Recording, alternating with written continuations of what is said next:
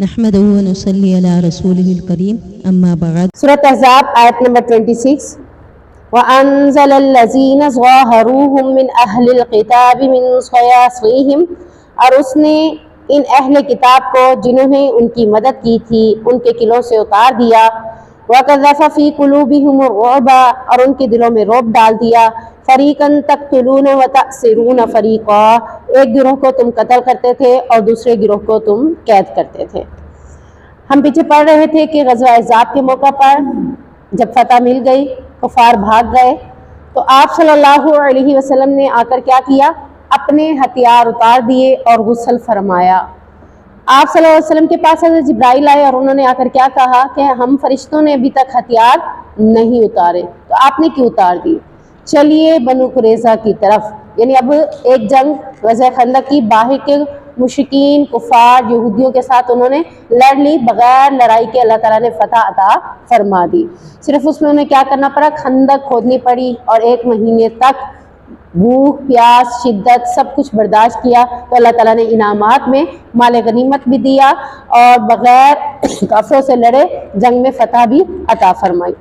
اور اس کے بعد اللہ تعالیٰ نے ان کافروں کے دلوں میں اس قدر مسلمانوں کا رعب ڈال دیا کہ نیکسٹ وہ کبھی بھی مدینے پر حملہ کرنے کے لیے سوچیں گے ہی نہیں۔ اب یہاں پہ ہم دیکھتے ہیں کہ آپ صلی اللہ علیہ وسلم نے تو سمجھا کہ جنگ ختم ہو گئی۔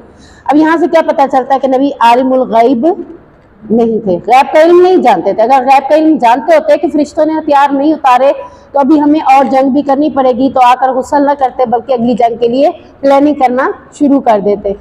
جہاں نبی کو غیب کا علم نہیں پتا تو وہیں یہ بھی نہیں پتا تھا کہ فرشتوں نے ہتھیار بھی نہیں اتارے اور آگے ہم نے ابھی کوئی جنگ لڑنی ہے۔ حالانکہ انہیں خود پتا تھا کہ بنو قریظہ کے لوگوں نے معاہدہ توڑا ہے تو ان کے ساتھ بھی کوئی لاہ عمل ہونا چاہیے، لیکن جب تک اللہ کا حکم نہیں آئے گا تو انہوں نے کوئی لاہ عمل ان کے بارے میں نہ سوچا۔ تو اب فرشتے جبرائیل نے آ کر کیا کہا کہ ہم نے اپنے ہتھیار نہیں اتاریے، چلیے بنو قریظہ کی طرف۔ تو آپ صلی اللہ علیہ وسلم نے اپنے صحابہ کو کہا کہ چلو یہاں تک کہ عصر کی نماز ہم بنو قریظہ کے محلے میں جا کر پڑھیں گے، یعنی یہ صحابہ سے کہا کہ جلدی چلو۔ یعنی عصر کی نماز کا کیوں کہا؟ اس لیے کہا کہ کوئی دیر نہ کر دے، کوئی جانے میں نکلنے میں سستی نہ کر دے، کہ ہم سب نے عصر کی نماز وہیں جا کے پڑھنی ہے۔ تو صحابہ کہتے ہیں کہ ہم میں سے کچھ صحابہ جب چل رہے تھے راستے میں تو عصر کی نماز کا وقت ہو گیا، ابھی ہم اس محلے میں نہیں پہنچے تھے، تو کچھ صحابہ نے کہا ہمیں نماز پڑھ لینی چاہیے، نماز کو لیٹ نہیں کرنا چاہیے۔ تو کچھ نے کہا کہ آپ صلی اللہ علیہ وسلم نے کہا تھا کہ آپ نے عصر کی نماز وہاں پڑھنی ہے، سو راستے میں پڑھنے کے بجائے وہیں چل کر نماز ادا کی جائے۔ تو جو صحابہ راستے میں قائل تھے انہوں نے راستے میں پڑھ لی، اور جو صحابہ وہیں جا کر پڑھنے کے قائل تھے انہوں نے وہیں جا کر پڑھی، اور جا کر معاملہ نبی کے سامنے رکھا تو نبی صلی اللہ علیہ وسلم نے دونوں کو کچھ بھی نہ کہا۔ یعنی انہوں نے اول وقت میں نماز پڑھی ہے، ظاہری بات ہے ان کو بھی کچھ نہ کہہ سکے، اور دوسروں کو اس لیے کچھ نہیں کہا کیونکہ نبی کی زبان سے نکلا تھا کہ عصر کی نماز ہم نے وہیں جا کر پڑھنی ہے۔ لیکن بعد میں وضاحت کرتے ہوئے فرمایا کہ میرا مقصد یہ تھا کہ ہم عصر کی نماز کوشش کر کے وہاں پڑھیں گے، اگر راستے میں ٹائم ہو گیا تو پڑھ سکتے تھے، یہ مقصد نہیں تھا کہ راستے میں نہیں پڑھی جائے گی، بلکہ مقصد یہ تھا کہ جلدی چلو، اتنے ٹائم تک ہم نے وہاں پہ لازمی پہنچنا ہے۔ اب بنو قریظہ کے حوالے سے ان سے لڑائی کے لیے کیوں جا رہے تھے؟ کیونکہ انہوں نے معاہدہ توڑا تھا، بدعہدی کی تھی، آپ صلی اللہ علیہ وسلم کو اندر سے بھی پریشان کرنے کی کوشش کی تھی، تو اللہ رب العزت نے ان کو ایسے چھوڑنے کا حکم نہیں دیا کہ جب انہوں نے معاہدہ توڑ دیا ہے تو تمہیں بھی ان کے ساتھ اب کوئی لاہ عمل اختیار کرنا چاہیے۔ وہ لاہ عمل کیا تھا کہ ان کی طرف اب خود جنگ کرنے جائیں۔ میں نے آپ بتایا تھا اقدامی جہاد اب شروع ہو گیا، دفاعی جہاد ختم ہو گیا، اب اقدامی یہی ہے کہ تم نے یہودیوں کو ختم کرنا ہے، کیونکہ مدینے سے باہر والے تو اب مدینہ میں آنے سے رہے، لیکن یہ مدینے کے اندر رہتے ہوئے یہ خائن لوگ ہیں، خیانت والے ہیں، یہ آج تمہیں دھوکہ دیا تو کل تمہیں پھر دھوکہ دے سکتے ہیں، تو اندر کے دشمنوں کو بھی نمٹنا ضروری ہے۔ سو آپ صلی اللہ علیہ وسلم نے محاصرہ کیا ان کا۔ اب یعنی کہ پہلے کفار نے نبی کریم صلی اللہ علیہ وسلم کے خندق سے باہر محاصرہ کر کے بیٹھے رہے تھے نا، اب آپ صلی اللہ علیہ وسلم نے جب جنگ کی طرف بنو قریظہ کی طرف جانے کا ارادہ کیا تو بنو قریظہ کے بھی جنگجو جو جاسوس تھے انہوں نے بتا دیا کہ مسلمانوں کا لشکر آ رہا ہے، تو انہوں نے کیا کیا، اپنے آپ کو قلعوں میں محصور کر دیا، جو انہوں نے اپنے اپنے گھر بنائے ہوئے تھے اس کے اندر انہوں نے محصور کر دیا۔ تو آپ صلی اللہ علیہ وسلم اور مسلمانوں نے ان کا محاصرہ کر کے وہیں پہ بیٹھ گئے۔ وہ محاصرہ ہم نے پڑھا تھا کہ تقریباً خندق کا محاصرہ 1 مہینے تک رہا۔ اس محاصرے کے حوالے سے بھی مفسرین کہتے ہیں، کچھ کہتے ہیں کہ 25 دن تک یہ محاصرہ رہا، کچھ کہتے ہیں کہ 1 مہینے تک یہ محاصرہ یہ بھی رہا۔ بنو قریظہ کا محاصرہ بھی 25 دن یا 1 دن۔ اب یہ دیکھ لیں کہ 2 مہینہ لگاتار کیا کر رہے ہیں، جہاد میں گزار رہے ہیں۔ تو آپ صلی اللہ علیہ وسلم نے ان کا محاصرہ کیا۔ اب اس محاصرے میں کیا ہوا، اس محاصرے میں کفار کے دلوں میں اللہ تعالیٰ نے مسلمانوں کو روب ڈالا تھا، وہ وہاں سے بھاگ گئے۔ تو اس محاصرے میں بھی یہی ہوا کہ آخرکار وہ کب تک قلعوں میں بند ہو کر بیٹھے رہتے، سارے معاملات تو باہر نکل کے ہوتے ہیں، تو ان کے دلوں میں اللہ نے بنو قریظہ کے دلوں میں بھی روب ڈال دیا۔ جو روب ان کے دلوں میں ڈالا تو اللہ تعالیٰ کیا کہہ رہے ہیں، وَقَذَفَ فِي قُلُوبِهِمُ الرُّعْبَ، کہ میں نے ان کے دلوں میں کیا ڈال دیا، روب ڈال دیا مسلمانوں کا۔ آخرکار انہوں نے محاصرہ توڑ کر مذاکرات کرنے کے لیے تیار ہو گئے۔ ٹھیک ہے نا، پہلے کیا کیا جائے گا، پہلے جنگ کے لیے پالیسیاں کی جائیں گی، اور جب وہ جنگ کے لیے تیار نہیں ہوں گے تو تب مذاکرات کی میزیں لگیں گی۔ ہمارے ہاں نظام کیا ہوتا ہے، جنگ کے بغیر ہی مذاکرات کیے جا رہے ہوتے ہیں، تو چلو بھائی اس سے بھی مذاکرات کی ٹیبل لگتی ہے، کھا پی کر فارغ ہو جاتے ہیں اور اپنے مفاد کے لیے مذاکرات کرتے ہیں۔ مذاکرات کا مطلب ہوتا ہے آپس میں کسی بھی بات کے اوپر عہد ہو جائے کہ اب یہ کام ہم کریں گے۔ اب انہیں بھی پتا تھا کہ ہم نے بدعہدی کی ہے تو اب بدلہ ان کا لینا ضروری ہے، سو انہوں نے مذاکرات کے لیے کس کو چوائس کیا، انہوں نے مذاکرات کے لیے یہودیوں نے کہا کہ سعد بن معاذ ایک ایسے صحابی ہیں جن کے بارے میں انہوں نے کہا کہ وہ ہمارے حق میں جو بھی فیصلہ کریں گے ہم اس کو منظور کر لیں گے۔ سعد بن معاذ وہ صحابی تھے جن کو جنگ خندق کے اندر کفار کی طرف سے تیر لگا کر چیک کیا گیا تھا کہ اگر ہم یہاں پر بیٹھ کر خندق کے اس طرف تیر لگائیں تو کہاں تک جاتا ہے اور کیسے جاتا ہے، کیا ہم تیروں کے ساتھ ان سے لڑائی کر سکتے ہیں۔ تو سعد بن معاذ اس وقت ڈیوٹی پر کھڑے تھے، جیسے ہمارے ہاں فوجی چوکیوں پہ کھڑے ہوتے ہیں، ٹھیک ہے نا، ادھر سے کوئی تیر لگائے یا کچھ لگائے تو اگر وہ اپنا دفاع نہ کر سکے بالفرض کسی وجہ سے تو کچھ بھی لگ سکتا ہے۔ تو سعد بن معاذ کو وہ تیر لگ گیا جو تیر انہوں نے چیک کیا تھا، اور سعد بن معاذ سائڈ پہ ہو گئے۔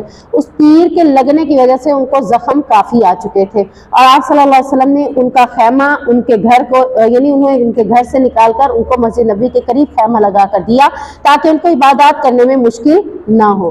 اب یہودیوں نے انہی کا نام لیا، کیوں لیا؟ کیونکہ اللہ رب العزت سعد بن معاذ کو اہمیت دینا چاہتے تھے، کیونکہ یہ وہ صرف صحابی تھے جنہیں اس جنگ کے اندر تیر لگا تھا، تو اللہ تعالیٰ نے ان کے اس تیر لگنے کی وجہ سے ان کو یہ اعزاز دیا کہ یہودیوں نے کہا کہ ہم سعد بن معاذ سے ہی اپنا فیصلہ کروائیں گے۔ تو آپ صلی اللہ علیہ وسلم نے صحابی کو بھیجا کہ جاؤ سعد بن معاذ کو لے آؤ۔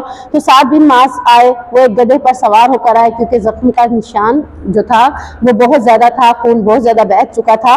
جب مسجد کے قریب پہنچے تو آپ نے انصار سے فرمایا اٹھو اپنے سردار کے استقبال کرو، یعنی دوسرے لفظوں میں یہ کون تھے؟ انصاریوں کا سردار بھی تھا، انصاری قبیلے کا سردار بھی تھا۔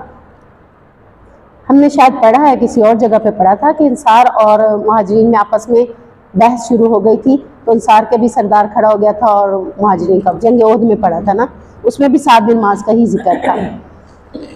تو انصار کے سردار جو تھے سعد بن معاذ تھے، تو سعد بن معاذ کے حوالے سے آپ صلی اللہ علیہ وسلم نے کیا کہا؟ اٹھو اپنے سردار کا استقبال کرو۔ پھر سعد سے فرمایا بنو قریظہ کے یہودی تمہارے فیصلے پر راضی ہو کر اترے ہیں۔ انہوں نے کہا یا رسول اللہ صلی اللہ علیہ وسلم، میرا ان کے بارے میں یہ فیصلہ ہے جو ان میں سے لڑائی کے قابل ہیں انہیں قتل کر دیا جائے، یعنی جتنے جوان مرد ہیں نا جو لڑائی کر سکتے ہیں ان کو کیا کر دیا جائے؟ قتل کر دیا جائے۔ یعنی اگر یہ فیصلے پہ میرا فیصلہ ماننا چاہتے ہیں تو میرا فیصلہ یہی ہے، نہ یہ جوان رہیں گے نہ نیکسٹ ہمیں کوئی پریشانی ہوگی۔ اور دوسرا اس کے معاملے میں باقی کے معاملے کیا کہا کہ جو بچے ہیں اور جو قید عورتیں ہیں ان کو قید کر لیا جائے، یعنی یہ بنو قریظہ کے اندر جو مدینے میں لوگ رہ رہے تھے ان کے ساتھ معاہدہ اور ان کا مذاکرات میں اس پر جو فیصلہ ہوا وہ یہی ہوا کہ مردوں کو قتل کر دیا جائے، بچوں کو اور عورتوں کو قیدی بنا لیا جائے۔ تو آپ صلی اللہ علیہ وسلم نے فرمایا اے سعد بن معاذ، تم نے تو وہی فیصلہ کیا ہے جو اللہ نے فیصلہ کیا ہے، یعنی یہ فیصلے کی دھنائی کس نے انہیں دی تھی؟ اللہ رب العزت نے انہیں دی تھی. ٹھیک ہے نا. ہر ایک بندے کے پاس دانائی نہیں ہوتی. کوئی فیصلہ کر رہا تھا, کوئی اب وہ جو سوچ رہا تھا اس سوچ کے ساتھ کون ہوتا ہے؟ اللہ. اللہ انسان کو وہ سوچے عطا کر دیتا ہے. تو سعد بن معاذ نے جو فیصلہ کیا وہی فیصلہ اللہ کا تھا کہ بنو قریظہ کے مردوں کو قتل کر دیا جائے, عورتوں کو اور بچوں کو قید کر لیا جائے. تو یہاں پہ سیدنا عطیہ طرزی بیان کرتے ہیں کہ میں بنو قریظہ کے قیدیوں میں سے تھا, بعد میں یہ مسلمان ہوئے تھے. کہتے ہیں کہ میں قیدیوں میں سے تھا. تو ہوا یہ تھا کہ بنو قریظہ کی قیدیوں کو ساروں کو اکٹھا کیا گیا. جس کے زیر ناف بال اگائے تھے اسے قتل کر دیا گیا تھا, اور جس کے نہیں اگے تھے اسے چھوڑ دیا گیا تھا, اسے قیدی بنا لیا گیا تھا. اور میں اس وقت بچوں میں سے تھا کیونکہ میرے زیر ناف بال نہیں اگے تھے. یعنی یہاں سے انہوں نے اسٹیمیٹ لگایا کہ کس کو قتل کرنا ہے اور کس کو قتل نہیں کرنا. تو یہاں سے وہ کہتے ہیں کہ مجھے قتل نہیں کیا گیا تھا, مجھے قیدی بنا دیا گیا تھا. تو یہ معاملہ ان بنو قریظہ کے جنگ کے لوگوں کے ساتھ ہوا تھا. یہاں بھی بغیر جنگ لڑے اللہ تعالیٰ نے فتح نصیب فرما دی تھی, کیونکہ وہ خود ہی نیچے قلعوں سے اتر آئے تھے اور اپنے گھروں سے نکل کر فیصلہ کرنے پر مجبور کیا کہ ہمارے لیے فیصلہ کرو, جو فیصلہ آپ کرو گے ہم وہ منظور کر لیں گے. تو اسی طرف اللہ تعالیٰ نے ان کا اشارہ کرتے ہوئے کہا کہ اس نے ان اہل کتاب کو جنہوں نے ان کی مدد کی تھی, یعنی اہل کتاب یہودی, مدد کن کی تھی؟ کفار کی مدد کی تھی. ان کے قلعوں سے اتار دیا, جو قلعوں کے اندر محصور ہو کر بیٹھے تھے ان کے روب کی وجہ سے, کافروں کے دلوں میں ان کا روب ڈالنے کی وجہ سے ان کو قلعوں سے اتار دیا. تو پھر انہوں نے ان کے بارے میں فیصلہ کیا کیا کہ ایک گروہ کو قتل کر دیتے ہیں اور دوسرے گروہ کو قید کر دیتے ہیں. یعنی دو گروہ بنا لیے جائیں, جو مرد ہیں ان کا ایک گروہ بنا لیا جائے, جو بچے اور عورتیں ہیں ان کا دوسرا گروہ بنا لیا جائے. دونوں میں سے ایک کو قتل کر دیا جائے گا اور دوسرے کو قیدی بنا لیا جائے گا. تو یہ کیا تھا؟ اصل میں جن کو قتل کیا گیا تھا وہ سارے کون تھے؟ جنگجو لوگ تھے, جنگ لڑنے والے لوگ تھے. اس لیے ان کو قتل کر دیا گیا تاکہ نیکسٹ یہ کبھی جنگ کے لیے مسلمانوں کے سامنے نہ آئیں.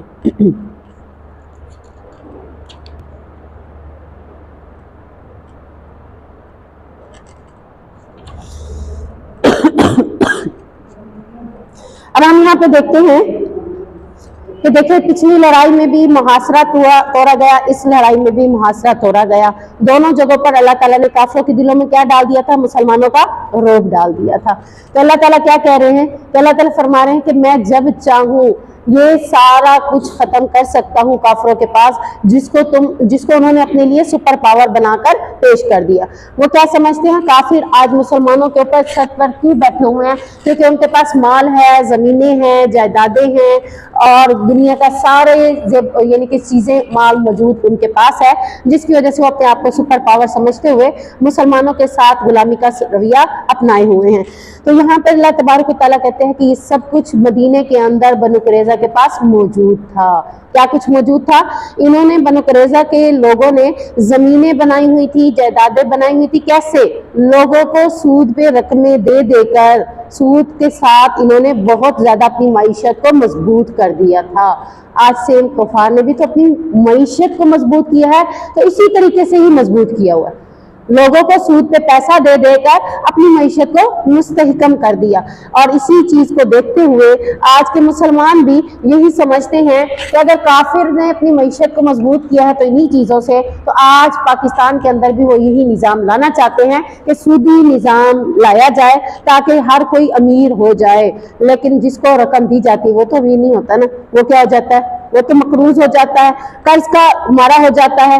تو اللہ رب العزت فرما رہے ہیں کہ جیسے ہی بنو قریظہ کے لوگ بھی سود پہ رقم دے دے کر اپنی معیشت کو اس قدر مضبوط کر چکے تھے کہ باغات تھے ان کے پاس, اور ان کے پاس زمینیں تھیں, ان کے پاس مال مویشی تھے, ان کے پاس سب کچھ تھا, اور یہ سب کچھ کس سے تھا؟ سودی کاروبار کی وجہ سے.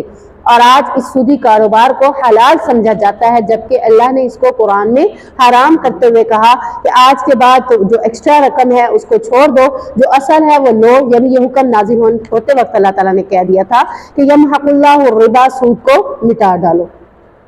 لیکن سود نہیں مٹایا گیا. پاکستان کا نظام کلمہ لا الہ الا اللہ کی بیس پر بنایا گیا, تو لیکن اس کے اندر شریعت اسلام کی ابھی تک نافذ نہیں ہو رہی. تو اگرچہ پاکستان اپنے مقام پر موجود ہے تو اس کی ایک ہی وجہ ہے کہ اللہ نے اس کو کلمے کی بیس پر موجود رکھا ہوا ہے. اس کو کوئی گرا نہیں سکا، اس کو کوئی توڑ نہیں سکا، ورنہ مسلمانوں نے اس کے اندر نظام نافذ نہ کر کے جو اللہ رب العزت کی نافرمانیاں کر کے اللہ کے عذاب کے مستحق بنے ہوئے ہیں، اللہ چاہے تو اس کو توڑ سکتا ہے، لیکن جس ملک کو کلمہ لا الہ الا اللہ کی بیس پر بنایا گیا ہے، اللہ اس ملک کو توڑنا نہیں چاہتا، کیونکہ اللہ کا کلمہ سب سے بلند ہے۔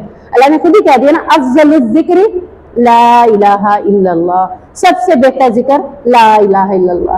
تو آپ یوں سمجھ لیں کہ لا الہ الا اللہ کی قوت اتنی ہے کہ کوئی اس کو توڑ نہیں سکے گا۔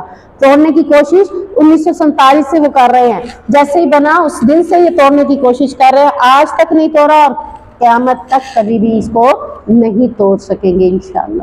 کیوں؟ کیونکہ لا الہ الا اللہ کی پاور بہت زیادہ ہے۔ تو یہاں پہ اللہ رب العزت یہی فرما رہے ہیں کہ افغانستان کے اندر بھی انہوں نے کیا کیا تھا، آ کر انہوں نے سارے مال، ساری زمینیں، سارا کچھ انہوں نے اکٹھا کر لیا تھا، اپنی جائیدادیں، مالیں، سارا کچھ انہوں نے بنا کر وہاں پر، افغانستان کے پاس کچھ بھی نہیں تھا، نہ لڑنے کے لیے، نہ کھانے کے لیے، نہ ان کے پاس، ان امریکہ کے لوگوں نے، ان کفار نے آ کر وہاں پر محل بھی بنائے، قلعے بھی بنائے، اپنے یعنی یہ جب بھی جہاں جاتے ہیں ظاہر اپنے بڑے بڑے محلات تیار کرتے ہیں، قلعے بناتے ہیں، وہ سب کچھ بنایا، ٹینک منگوائے، اسلحے منگوائے، سارا مال و دولت منگوا کر انہوں نے افغانستان کو ختم کرنے کی کوشش کی تھی۔ تو اللہ رب العزت فرماتے ہیں کہ دیکھو افغانستان کی مثال تمہارے سامنے ہے کہ اللہ رب العزت نے ان تمام مالوں کا وارث کس کو بنا دیا؟ افغانستانیوں کو۔ جب گئے تو سارا کچھ چھوڑ کر گئے اور اپنی جان بچانے کے لیے بھاگے پھر رہے تھے کہ کسی طریقے سے ہماری جان بچ جائے، جیسا کہ خندق کے موقع پر وہ سارا مال چھوڑ کر بھاگ گئے۔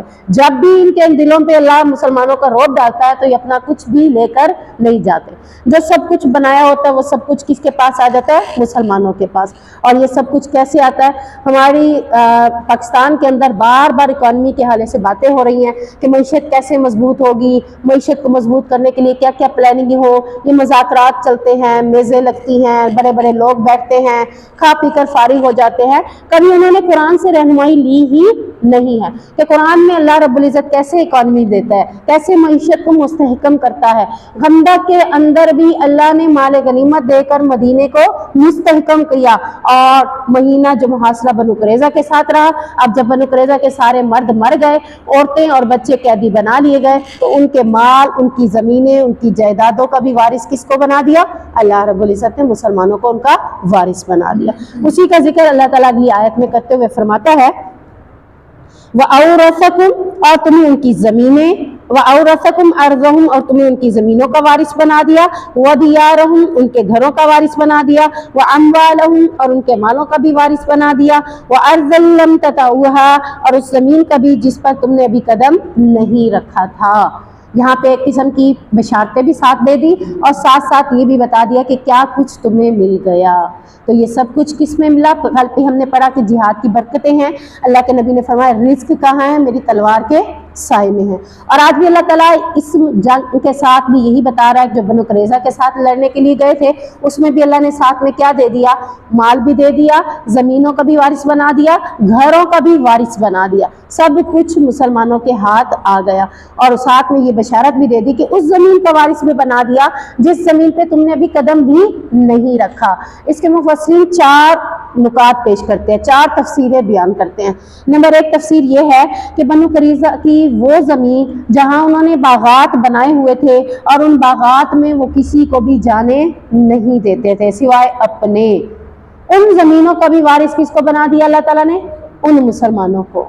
ایک تفسیر یہ ہے کہ بنو قریظہ کی وہ زمینیں جس میں وہ صرف خود جاتے تھے اس زمین کا بھی وارث مسلمانوں کو بنا دیا۔ دوسری تفسیر میں آتا ہے کہ بنو قریظہ کے خیبر کے مقام پر بھی کئی زمینیں تھیں، جیسے ہمارے ہاں لوگ رہتے یہاں ہوتے ہیں تو وہاں بھی زمین خرید لیتے ہیں دوسرے علاقے میں، ایسے ہی ہوتا ہے نا، چلو بھائی وہاں بھی نہیں مل رہی ہے وہاں بھی لے لی جائے۔ تو بنو قریظہ کے پاس مال کی کمی نہیں تھی، سود کی وجہ سے مال بہت تھا، تو انہوں نے کیا کیا؟ خیبر بڑی اچھی جگہ تھی، بہت ہی خوبصورت مقام تھا، اس جگہ پر بھی انہوں نے کئی زمینوں کو ہائر کیا ہوا تھا، لیا ہوا تھا، اس کے مالک تھے۔ جب یہاں کے مالک اللہ نے ان کو بنا دیا، ابھی یہ مدینہ کے مسلمان خیبر میں نہیں قدم رکھے تھے، قدم نہیں رکھنے سے مراد وہاں گئے بھی نہیں تھے کبھی، بغیر گئے وہاں کی زمینوں کا بھی اللہ تعالیٰ نے کیا بنا دیا، ان کو وارث بنا دیا۔ تیسری بات اللہ تعالیٰ یہاں پر یہ کر رہا ہے کہ اللہ تعالیٰ نے یہ خوشخبری بھی ساتھ میں سنا دی کہ ان قریب اللہ تعالیٰ مکہ کی سرزمین کو بھی تمہارے لیے وارث بنا دے گا۔ بعد میں فتح بھی تو مکہ ہو گیا، اس کے بھی وارث کون بن گئے؟ مسلمان ہو گئے۔ اور چوتھی اللہ تعالیٰ فرما رہے ہیں، نہیں تیسری کے اندر ہی ہم یہ بات بھی ایڈ کریں گے کہ مکہ کے ساتھ ساتھ اللہ تعالیٰ نے آپ صلی اللہ علیہ وسلم کی زندگی میں یا آپ صلی اللہ علیہ وسلم کی زندگی کے بعد جتنے بھی جہاد جن مقامات پر لڑے گئے، جن جگہوں پر جنگیں لڑی گئی، ان جگہوں پر کبھی مسلمانوں نے پہلے قدم نہیں رکھے تھے۔ جنگ لڑنے کے بعد جب قدم رکھے تو اللہ تعالیٰ نے ان قدموں کو، ان جگہوں کو، ان زمینوں کو بھی ان کا وارث بنا دیا۔ یعنی جس جگہ بھی ہم جہاد کریں گے وہ زمین کس کے پاس آ جائے گی؟ مسلمانوں کے پاس انشاءاللہ۔ چوتھی بات یہ ہے کہ قیامت تک جو علاقے انسان فتح کرتے رہیں گے وہ ساری زمین جن کے اوپر پہلے قدم نہیں رکھے، جہاد کرنے کی وجہ سے فتح کر لیا، اس زمین کا بھی اللہ تعالیٰ نے ان کو وارث بنا دیا۔ تو یہ وَأَرْضًا لَمْ تَطَئُوهَا میں 4 قسم کی پیشن گوئیاں کی گئی ہیں۔ بنو قریظہ کی مدینے والی زمینیں جہاں باغات تھے، بنو قریظہ کے خیبر والے مقام جہاں پہ انہوں نے زمینیں لی ہوئی تھی۔ تیسرا آپ صلی اللہ علیہ وسلم کو مکہ کی خوشخبری اور آپ صلی اللہ علیہ وسلم کے ساتھ لڑنے والے لوگوں میں جن علاقوں میں فتح حاصل کی ان زمینوں کا وارث، اور چوتھے نمبر پر قیامت تک جن جگہوں پر جہاد ہوتا رہے گا ان ساری جگہوں کا وارث اللہ رب العزت مسلمانوں کو بنا دے گا۔ تو اب یہاں سے کیا پتہ چلتا ہے، کیونکہ آپ دیکھیں کہ 30 کس کے پاس ہے زمین کی، زمین کو بنایا کس نے؟ اللہ تعالیٰ نے۔ اب جس کی زمین ہو، کاغذات اسی کے پاس ہو، وہ جس کو چاہے اس زمین پہ وارث بنائے گا نا۔ اب یہ تو نہیں ہے کہ جو مرضی آ کے بیٹھ جائے، آخر اگر کوئی قبضہ کر لیتا ہے تو اس کو نکال دیا جاتا ہے۔ تو اللہ تعالیٰ کہہ رہا ہے کہ یہ ساری زمین اللہ کی ہے اور اللہ رب العزت اس زمین پر صرف اپنے نام لیوا لوگوں کو وارث بنانا چاہتا ہے۔ سو جو بھی اس پہ بیٹھے گا قبضہ کر کے، ان سے یہ ساری زمینیں تم نے چھیننی ہیں۔ کیسے؟ جہاد کے ذریعے۔ اور پھر ساری زمینوں کا اللہ تعالیٰ وارث کس کو بنا دے گا؟ نبی کریم صلی اللہ علیہ وسلم کی امت کو اللہ ساری دنیا کا وارث بنانا چاہتا ہے۔ ساری دنیا کی زمین کا وارث اللہ رب العزت نبی صلی اللہ علیہ وسلم کی امت کو بنانا چاہتا ہے۔ تو پاکستان کی سرزمین پر بھی اللہ رب العزت کیا کروانا چاہتا ہے ہم سے؟ شریعت کو، اسلام کو نافذ کروانا چاہتا ہے تاکہ یہاں کی اکانومی بھی بہتر ہو جائے، معیشت مضبوط ہو جائے۔ اب دیکھیں مدینے کے اندر مدینے کی معیشت کیسے مضبوط ہو رہی ہے؟ کیا انہوں نے کسی سے کشکول لے کر کچھ مانگا ہے؟ کچھ بھی نہیں مانگا۔ مدینہ جیسی ریاست بنانے کے لیے ہمیں بھی ان اقدامات کو کرنا ہوگا کہ جو کچھ یہودیوں کے پاس ہے ان سے ہمیں کیسے ملے گا؟ انہوں نے ہم سے چھینا، ہم نے ان سے چھیننا ہے، سیدھی سی بات ہے۔ آپ دیکھ لیں کہ انہوں نے ہم سے ہی چھینا ہے نا، ہمارے پیسے، ہمارے خون پسینے کی کمائیاں وہ ہمیں لے کر اور پھر ہمیں 1 روپیہ دے کر 1 لاکھ 1 کروڑ تک بڑھا کر سود کی وجہ سے وہ ہم سے چھینتے ہیں اور زمینیں جائیدادیں اور سب کچھ بنائے بیٹھے ہیں۔ تو یہ سب کچھ ہم نے ان سے چھیننا ہے۔ کیسے ملے گا ہمیں؟ جہاد کے ذریعے سے۔ وَكَانَ اللَّهُ عَلَىٰ كُلِّ شَيْءٍ قَدِيرًا، اور تمہیں اللہ تعالیٰ فرما رہا ہے کہ اللہ ہمیشہ سے ہر چیز پر پوری طرح قادر ہے، یعنی وہ چاہے تو سارے کام کر سکتا ہے، ساری چیزوں پہ قادر ہے۔ تو وہ تمہیں بھی آزماتا ہے اور تمہیں آزما کر وہ ساری چیزیں عطا کرتا ہے، کیونکہ اللہ تعالیٰ قادر ہے، قدیر ہے، قدرت رکھنے والا ہے۔ اب یہاں سے ہمیں پتہ چلتا ہے کہ جو شخص اللہ رب العزت کے احکامات پر عمل کر کے آخرت کی کوشش کرتا ہے تو اللہ تعالیٰ اسے کیا کر دیتا ہے؟ دنیا خود دے دیتا ہے۔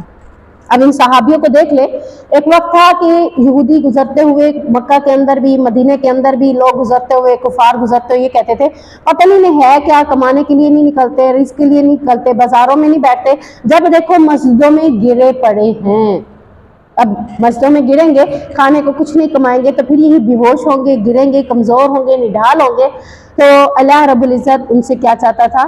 آخرت۔ یعنی جب دیکھو سے مراد یہی ہے، جیسے ہم کہتے ہیں ابھی نماز پڑھی تھی، ابھی اگلی نماز کا ٹائم ہو گیا۔ ظاہری بات ہے ایک نماز پڑھ کے آ رہا ہے تو دوسری جا رہا ہے، دوسری پڑھ کے آ رہا ہے تو تیسری جا رہا ہے۔ وہ یہی دیکھتے تھے کہ بار بار وہ مسجد میں آ جا رہے ہیں تو یہی باتیں کرتے تھے۔ تو اللہ تعالیٰ کہتا ہے ان کی نیت کیا تھی؟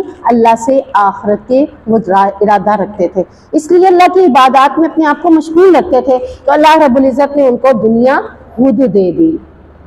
اور ایک جگہ پر آتا بھی ہے کہ تم دین کو آگے رکھو، دنیا خود تمہارے پیچھے پیچھے چل کر آئے گی. اگر تم نے دنیا کو آگے رکھا تو دین پیچھے نہیں آئے گا. نہ تم دنیا کے رہو گے، نہ تم دین کے رہو گے. دین کو آگے رکھیں گے تو دنیا بھی مل جائے گی، دین بھی مل جائے گا، اور آخرت بھی سنور جائے گی. یا ایھا النبی قل لازواجک ان کنتن تردن الحیاۃ الدنیا وزینتها فتعالین امتعکن واسرحکن سراحا جمیلا. اس آیت سے پہلے ہم اس کا تھوڑا سا پس منظر دیکھتے ہیں، جسے شان نزول بھی کہا جاتا ہے. لمبا سا ہے. بات یہ ہوئی تھی کہ بنو قریظہ والا معاملہ بھی آپ کے سامنے ہے، جنگ احزاب والا معاملہ بھی آپ کے سامنے ہے.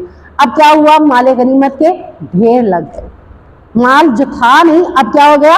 مسجد نبوی میں مال کے ڈھیر لگے پڑے. اب جب ڈھیر لگ گئے تو صحابہ بھی، صحابیات بھی، عورتیں بھی، مرد بھی، ہر کوئی آ رہا تھا، اور جس کے پاس جو نہیں تھا وہ لے رہا تھا. تو ان چیزوں کو دیکھتے ہوئے نبی کریم صلی اللہ علیہ وسلم کی ازواج مطہرات نے بھی آ کر اپنے خاوند یعنی اپنے نبی محمد رسول اللہ صلی اللہ علیہ وسلم سے نان و نفقہ کا مطالبہ کر دیا کہ ہمیں بھی کچھ مال دے دیجئے. ان کے گھر بھی تو چولہے نہیں جلتے تھے نا، تو ہمیں بھی کچھ مال دے دیجئے تاکہ ہماری گزر بسر بھی اچھی ہو جائے. آپ صلی اللہ علیہ وسلم کو یہ بات پسند نہیں آئی. کیوں؟ آپ صلی اللہ علیہ وسلم دنیا کا ارادہ نہیں رکھتے تھے، دنیا نہیں چاہتے تھے. وہ کیا چاہتے تھے؟ آخرت چاہتے تھے. اور جب وہ خود ان چیزوں کے پر نظر نہیں رکھے ہوئے تھے تو وہ یہ چاہتے تھے کہ میرے گھر والوں کی تربیت، ٹریننگ ایسی ہو کہ ان کی نظر میں بھی دنیا کی کوئی اہمیت نہیں ہونی چاہیے، دنیا کے مال کی کوئی اہمیت ان کی نہیں ہونی چاہیے. تو یہاں نبی کریم صلی اللہ علیہ وسلم اپنے گھر والوں کی ٹریننگ کر رہے ہیں، تربیت کر رہے ہیں کہ کیسے ہونا چاہیے. اگر اللہ کے نبی کو یہ چیزیں پسند نہیں ہیں تو اللہ کے نبی کی بیویاں ہوتے ہوئے انہیں بھی یہ چیزیں پسند نہیں ہونی چاہیے. ہماری زندگی دیکھ لیں کیسے گزر رہی ہے، اور اس کے باوجود بھی ہم کہتے ہیں ابھی اور حل میں مزید اور آ جائے اور آ جائے اور آ جائے. ٹھیک ہے نا؟ تو یہاں پر نبی کریم صلی اللہ علیہ وسلم کے پاس جب انصار و مہاجرین کی عورتیں آ رہی تھیں اور آپ صلی اللہ علیہ وسلم صحابہ کو دے رہے تھے تو آپ صلی اللہ علیہ وسلم کی بیویاں بھی آ کر انہوں نے بھی نام و نفقہ کا مطالبہ کیا. تو اس موقع پر اللہ تعالیٰ نے اپنے رسول کو حکم دیا کہ وہ اپنی بیویوں کو اختیار دیں، اور یہ آیتیں نازل کر کے حکم دے دیا کہ دو آپشن ہیں ان کے لیے، دونوں آپشن میں سے کوئی ایک آپشن قبول کر لیں. وہ ہم آپشن بعد میں دیکھیں گے، لیکن اس حوالے سے ہم مزید دیکھتے ہیں کہ ان کے ساتھ کیا ہوا. سیدہ جابر کہتے ہیں کہ سیدنا ابوبکر آئے اور انہوں نے رسول اللہ صلی اللہ علیہ وسلم کے پاس حاضر ہونے کی اجازت مانگی. انہوں نے دیکھا کہ لوگ آپ کے دروازے پر جمع ہیں اور کسی کو اندر جانے کی اجازت نہیں مل رہی. یہ کب کی بات ہے؟ جب نبیوں کی بیویوں نے نان و نفقہ کا مطالبہ کیا، آپ صلی اللہ علیہ وسلم کو یہ بات ناگوار گزری تو آپ صلی اللہ علیہ وسلم نے قسم کھا لی کہ میں اپنی بیویوں سے 1 مہینہ تک نہیں ملوں گا. اسے کہتے ہیں ایلا، یعنی قسم. ایلا کا مطلب ہے قسم کھانا. آپ صلی اللہ علیہ وسلم نے قسم کھا لی تھی کہ میں 1 مہینے تک اپنی بیویوں سے اب ملاقات نہیں کروں گا. اور یہ کس وجہ سے؟ ناراضگی کی صورت میں. کیوں ناراض ہوئے تھے؟ کیونکہ انہیں دنیا مانگنا ان کا پسند نہیں آیا تھا.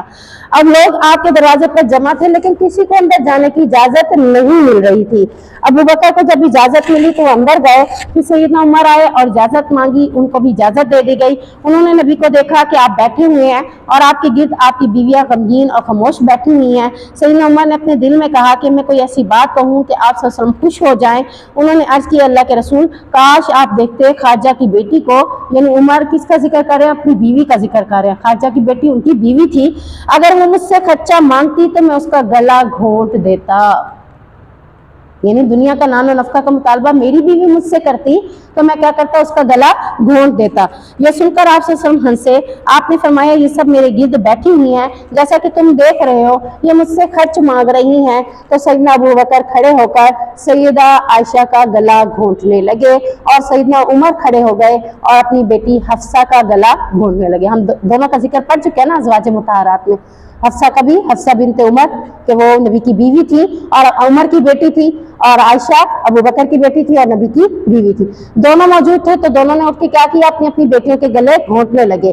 وہ دونوں کہہ رہے تھے کہ تم رسول اللہ صلی اللہ علیہ وسلم سے وہ چیز مانگ رہی ہو جو آپ کے پاس نہیں ہے. وہ کہنے لگی اللہ کی قسم ہم کبھی رسول اللہ صلی اللہ علیہ وسلم سے ایسی چیز نہیں مانگیں گے جو آپ کے پاس نہ ہو. پھر رسول اللہ صلی اللہ علیہ وسلم اپنی بیویوں سے ناراض ہو کر 1 مہینہ تک ان سے علیحدہ ہو گئے.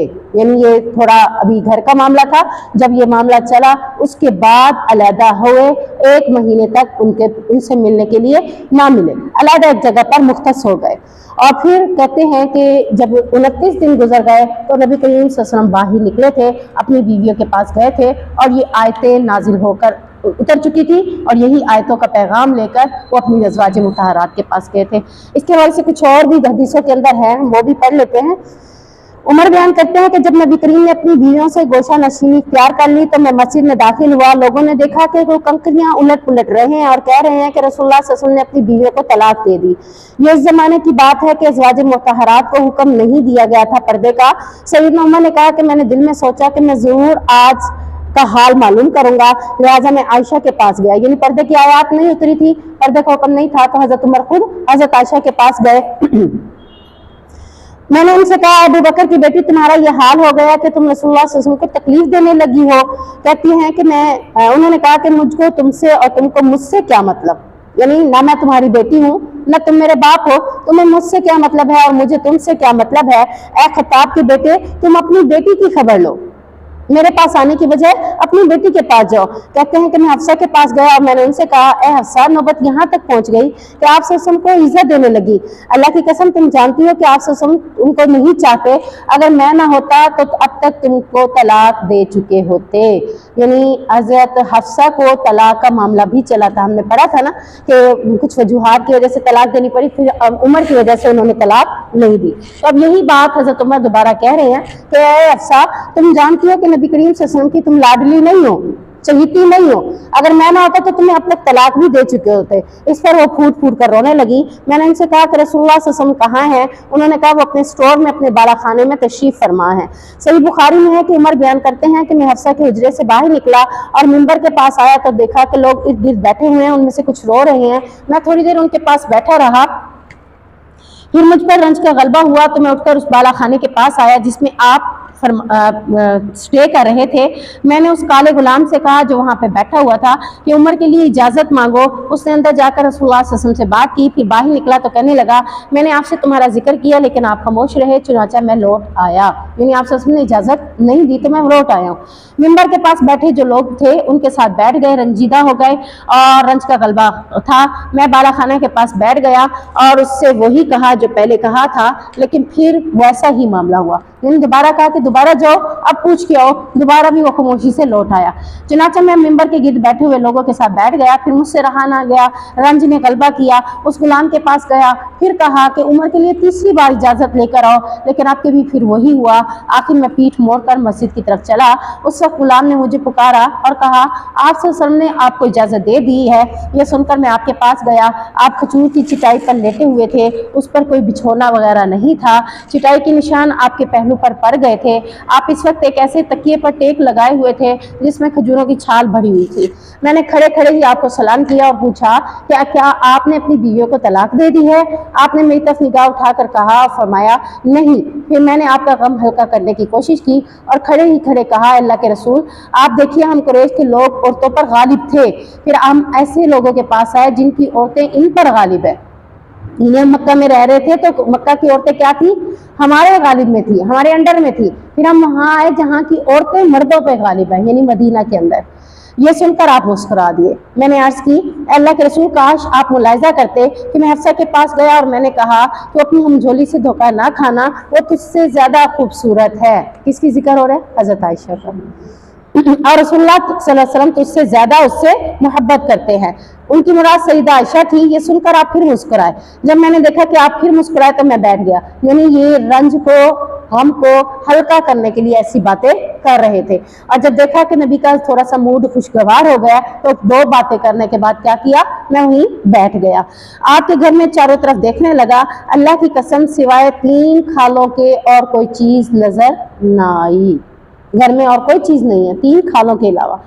میں نے کہا اللہ کے رسول آپ اللہ سے دعا کیجئے کہ وہ آپ کی امت کو فارغ البالی عطا فرمائے. فارغ البالی کہتے ہیں دنیا.